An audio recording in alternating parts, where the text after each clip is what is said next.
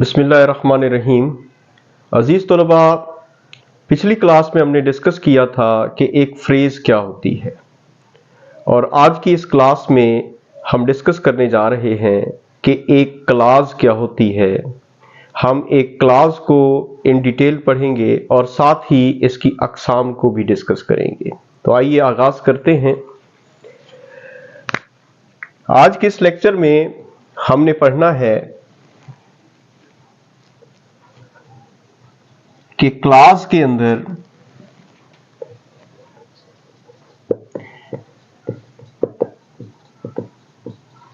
Main या principal class क्या होती है,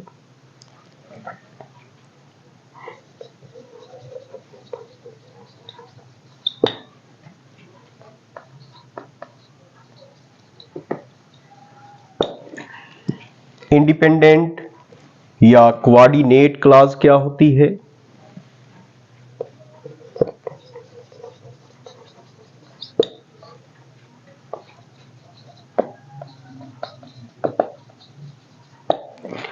और डिपेंडेंट या फिर सबऑर्डिनेट क्लास क्या होती है। आज के इस लेक्चर में इंशाअल्लाह हम इनको इन डिटेल कवर करने जा रहे हैं, और साथ ही साथ हम ये भी पढ़ेंगे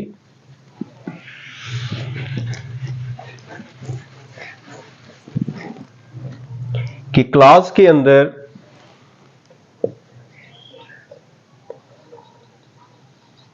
नाउन क्लास किसे कहते हैं,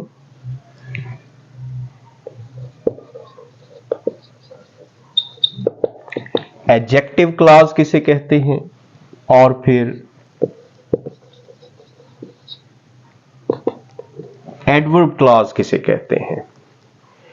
आज का ये लेक्चर आप बड़े ध्यान से सुनिए। इंशाअल्लाह इसके बाद आपको जरूरत महसूस नहीं होगी ये जानने की कि क्लास क्या है।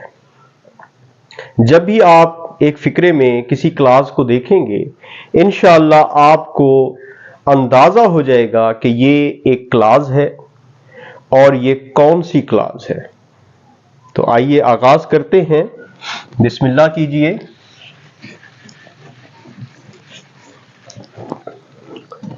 मैं सबसे पहले तो आपको ये बता दूं कि अगर आपने ये जानना है कि क्लास क्या है, तो एक बात आप ज़हन में रखिए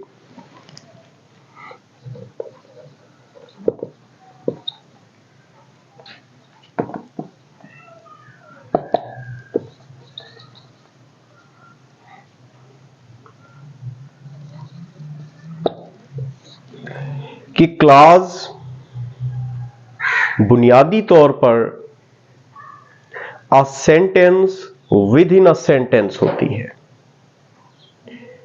अगरचे ये एक मुकम्मल सेंटेंस नहीं है, ये एक सेंटेंस का पार्ट होती है, उसका एक यूनिट होती है, लेकिन इसके अंदर भी वो सारी चीजें मौजूद होती हैं जो कि एक सेंटेंस की रिक्वायरमेंट्स हैं। यानी इसका एक सब्जेक्ट भी होता है और सब्जेक्ट के साथ साथ इसका प्रेडिकेट भी होता है। जबकि इसके बरअक्स हमने पिछली क्लास में पढ़ा था कि फ्रेज का ना तो सब्जेक्ट होता है और ना ही उसमें कोई वर्ब होती है जो उसके प्रेडिकेट का काम करे। तो आइए मैं आपके लिए एक सेंटेंस लिख रहा हूं, आपने बड़े ध्यान से इसको पढ़ना है और फिर मैं आपको बताऊंगा कि कहां पे कौन सी क्लास मौजूद है।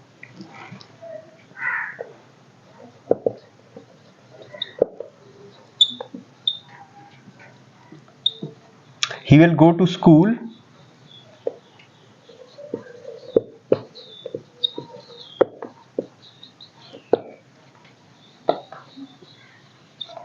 but I'll stay at home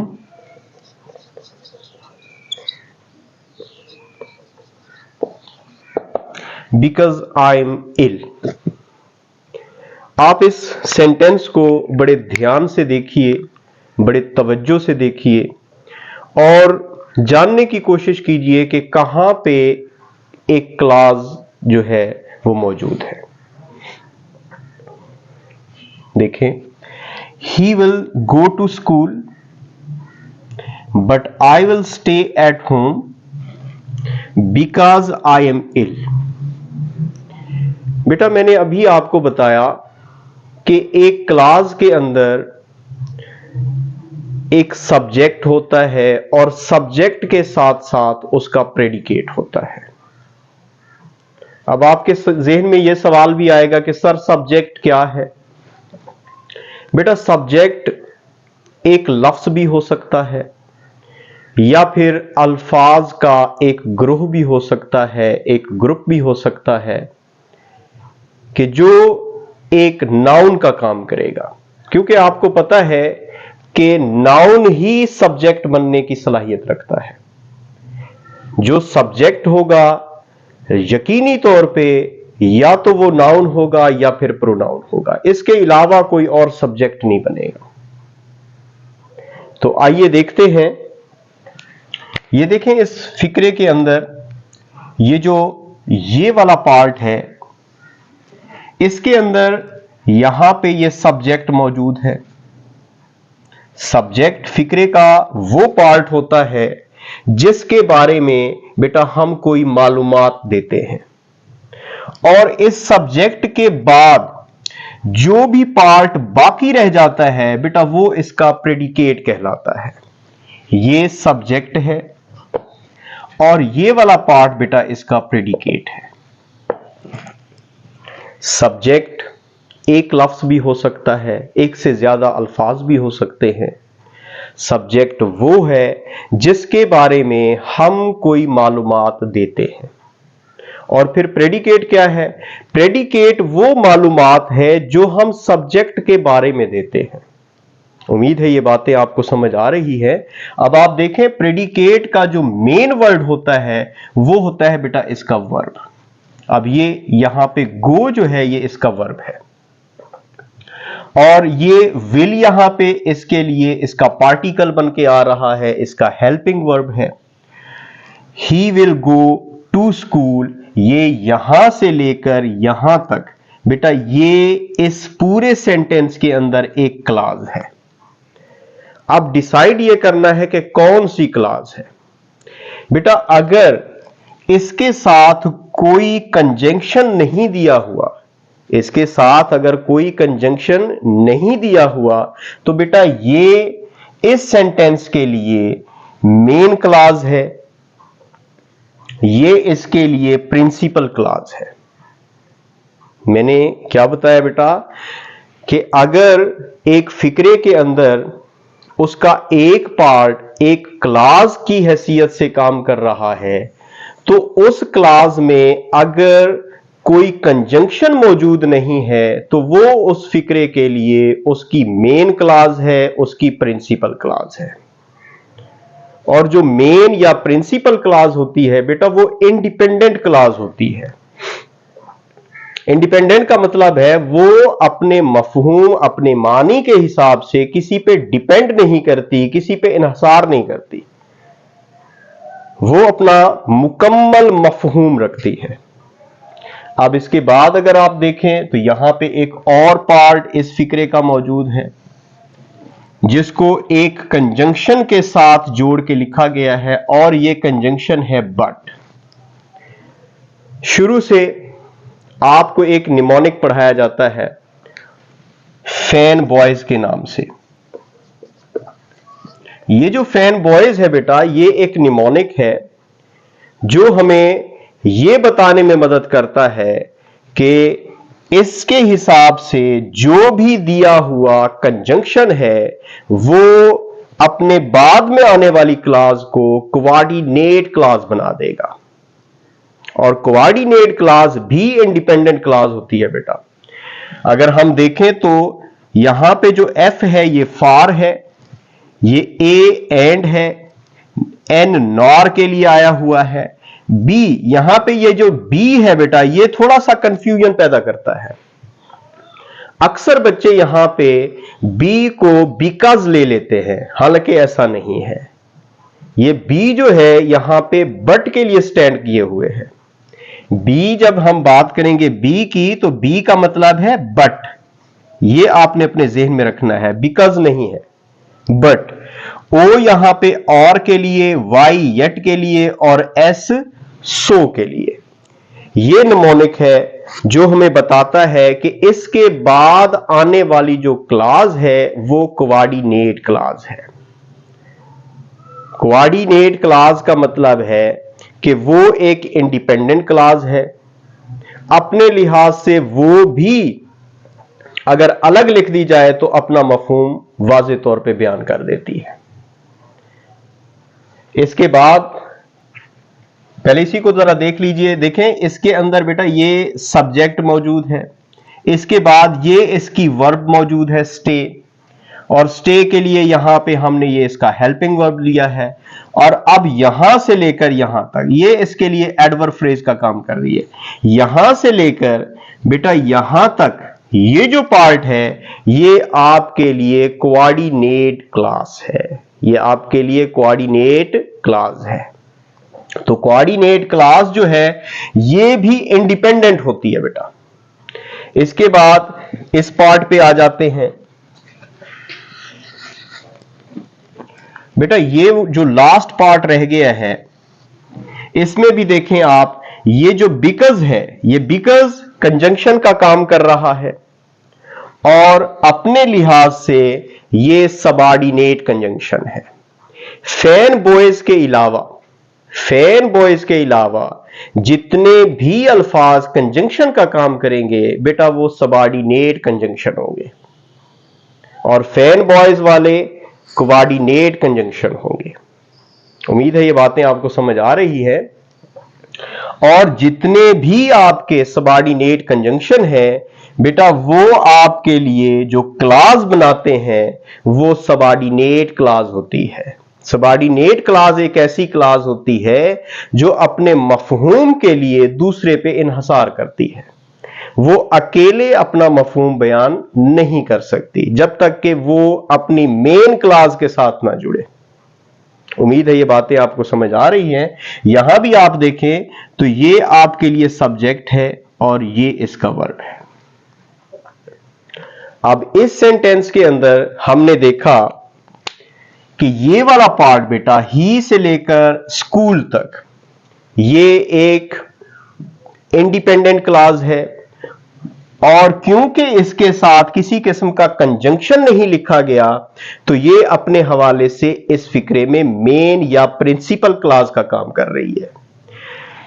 अब यहां से लेकर बट से लेकर बेटा होम तक जो है ये इस फिक्रे के अंदर एक कोऑर्डिनेट क्लास का काम कर रही है। क्यों? क्योंकि इसके अंदर जो हमने कंजंक्शन इस्तेमाल किया है वो कोऑर्डिनेट कंजंक्शन है। इसके बाद इस फिक्रे के इस पार्ट को देखिए, बिकॉज से लेकर इल तक बेटा इस पार्ट को एक सबऑर्डिनेट कंजंक्शन के साथ जोड़ा गया है, तो ये इस फिक्रे के अंदर सबऑर्डिनेट क्लास है। उम्मीद है ये बातें आपको समझ आई हैं। अब आइए हम थोड़ा सा डिटेल के साथ देख लेते हैं कि नाउन, एडजेक्टिव या फिर एडवर्ब क्लास क्या होती है। मैं आपके लिए एक सेंटेंस लिख देता हूं, आप थोड़ा सा इसको ध्यान से देखिए और फिर मैं आपको बताता हूं कि कहां पे नाउन क्लास है, कहां पे एडजेक्टिव क्लास है और कहां पे एडवर्ब क्लास मौजूद है। तो आइए थोड़ा सा गौर करते हैं।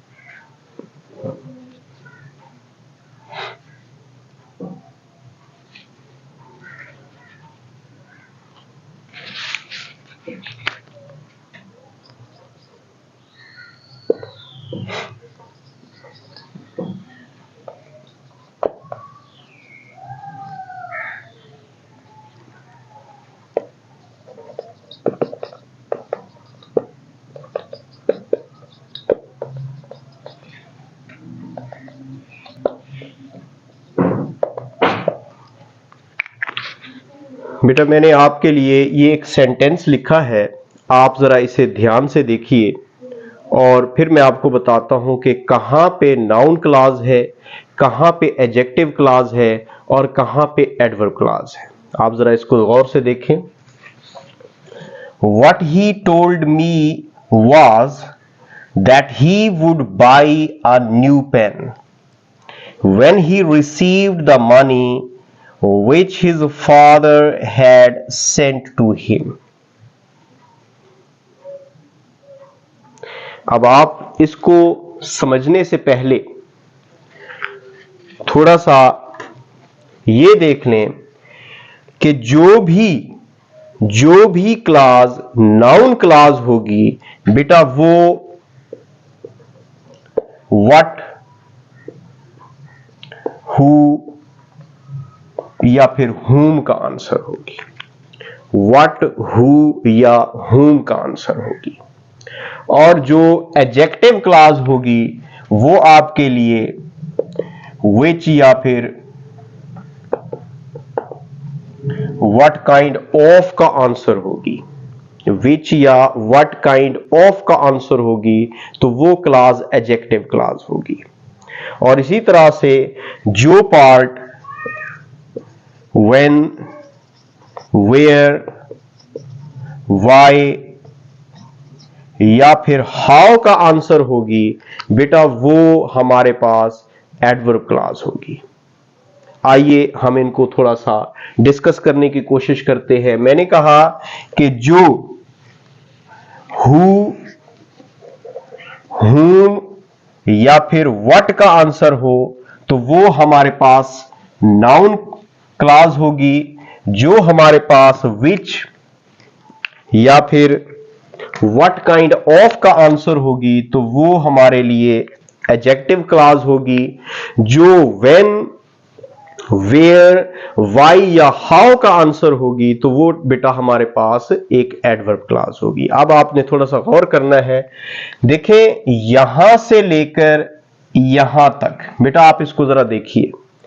ये रहा हमारे पास सब्जेक्ट, ये रहा हमारे पास इसका प्रेडिकेट और उस प्रेडिकेट में ये हमारे पास वर्ब है, ये हमारे पास ऑब्जेक्ट है। तो इसका मतलब ये जो है एक sentence within a sentence है। Sentence within a sentence. तो बेटा जब इसके पास अपना सब्जेक्ट भी है, अपना प्रेडिकेट भी है तो इसका मतलब ये एक क्लॉज है। अब आप देखें what he told me, what he told me ये जो है ये आपके लिए व्हाट का आंसर है। जो उसने मुझे बताया, यानी क्या बताया, जो उसने मुझे बताया।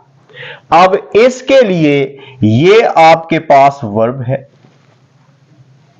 इसके लिए ये आपके पास वर्ब है तो अब ये इसके अंदर सब्जेक्ट का काम कर रही है। और अब आप थोड़ा सा गौर करेंगे यहां से लेकर बेटा यहां तक ये इस वर्ब के लिए, ये इस वर्ब के लिए आपको व्हाट का आंसर दे रही है। देखें what he told me was, जो कुछ उसने मुझे बताया, जो कुछ उसने मुझे बताया तो वो क्या था, वो था कि he would buy a new pen, वो एक नया कलम खरीदेगा। जो कुछ उसने मुझे बताया, जो बात उसने मुझे बताई वो ये थी कि वो एक नया कलम खरीदेगा। अब यहां से लेकर बेटा यहां तक ये आपकी एक नाउन क्लॉज है, ये भी आपकी एक नाउन क्लॉज है क्योंकि ये सब्जेक्ट का काम कर रही है और ये फिर आंसर है उस व्हाट का, यानी ऑब्जेक्ट का काम कर रही है आपके लिए। जो कुछ उसने बताया वो क्या था कि वो एक नया कलम खरीदेगा। अब यहां पे ये जो दैट आपको कंजंक्शन नजर आ रहा है ये बेटा इसको जोड़ने के लिए यहां पे सबऑर्डिनेट कंजंक्शन का काम कर रहा है। ये इस क्लास को यहां जोड़ने के लिए सबऑर्डिनेट कंजंक्शन का काम कर रहा है। थोड़ा सा आगे आइए, अब यहां पे यहां से लेकर बेटा यहां तक, when he received the money, यानी जब वो रकम वसूल करेगा, जब उसको रकम मिलेगी, वो एक नया पेन खरीदेगा तो कब खरीदेगा? when। अब यहां पे ये जो when है, ये सबऑर्डिनेट कंजंक्शन है जो कि आपको टाइम के बारे में बता रहा है,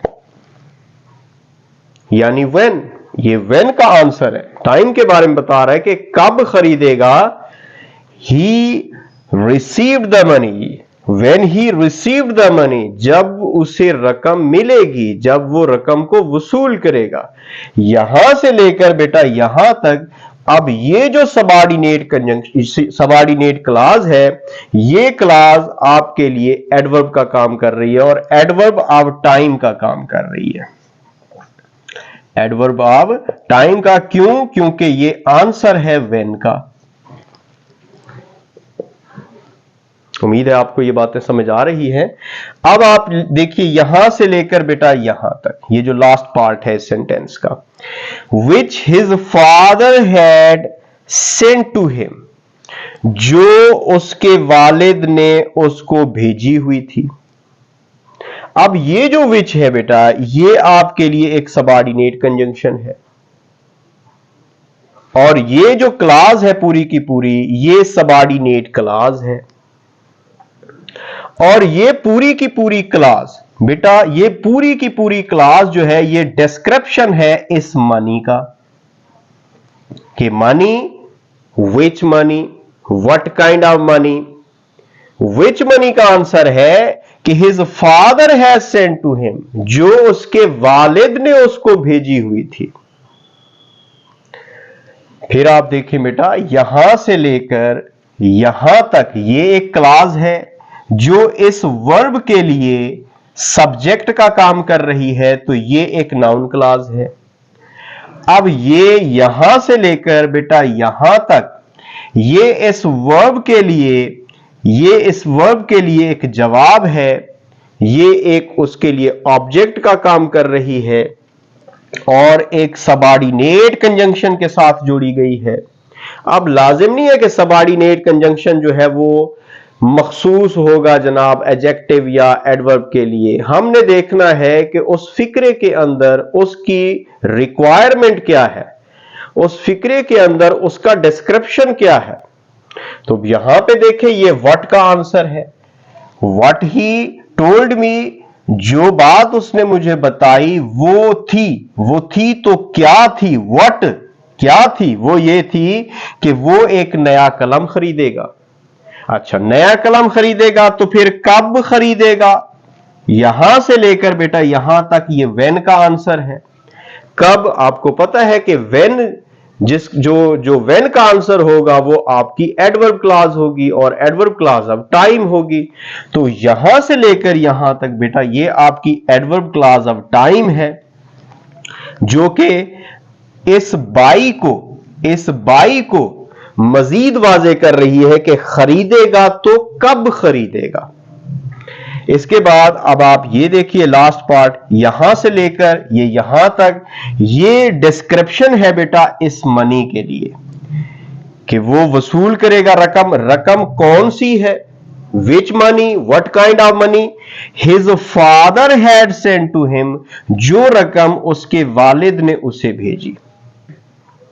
तो इसके अंदर, इस सेंटेंस के अंदर बेटा हमने देखा कि ये दो पार्ट जो है, ये और ये वाला पार्ट जो है, ये नाउन क्लॉज है। ये वाला जो पार्ट है ये आपके लिए एडवर्ब क्लॉज है, और ये जो लास्ट पार्ट है ये आपके लिए एडजेक्टिव क्लॉज है। उम्मीद है आपको ये लेक्चर अच्छे तरीके से समझ आया होगा। मजीद अगर आपको कोई बात पूछनी हो तो बेटा कमेंट्स में जाकर आप मुझसे पूछ सकते हैं, मैं आपके लिए वहां पे मौजूद हूं। और आखिर में यही कहूंगा कि बेटा इल्म जो है ये आपके पास एक अमानत है। मैं भी आपको पढ़ा रहा हूं तो इसे एक अमानत समझकर आपको सौंप रहा हूं। आप भी इसे फरोग दीजिए, दूसरों तक पहुंचाइए। जिस कदर आप इसको दूसरों तक पहुंचाएंगे बेटा, आप भी इस सवाब में मेरे साथ शरीक हो जाएंगे, क्योंकि ये काम जो है ये एक सदका जारिया है। जब तक रहेगा, जहां तक इसको फैलाएंगे बेटा, अल्लाह तबारक व तआला हमें इसका अजर देगा। और आखिर में यह भी कहूंगा कि बेटा जो कुछ आप सीख लें उस पर कभी मत इतराएं, कभी नाज मत करें। जब भी जरूरत पड़े किसी शख्स को तो आप उसे अच्छे तरीके से समझाएं, ना कि ये कि उसे तंग करने के लिए आप उससे पूछते फिरें कि ये पार्ट क्या है, अच्छा तुम्हें ये आता है। बेटा इसकी जरूरत नहीं है। तकब्बुर सिर्फ और सिर्फ जचता है अल्लाह की जात को, गुरूर सिर्फ अल्लाह की जात को जचता है बेटा, हमारे लिए वो नुकसान का बायस है। शैतान भी इसी तरह गुमराह हुआ था। उम्मीद है आप मेरी बातों पे अमल करेंगे। इंशाअल्लाह मिलते हैं फिर नेक्स्ट वीडियो में, तब तक के लिए अल्लाह हाफिज।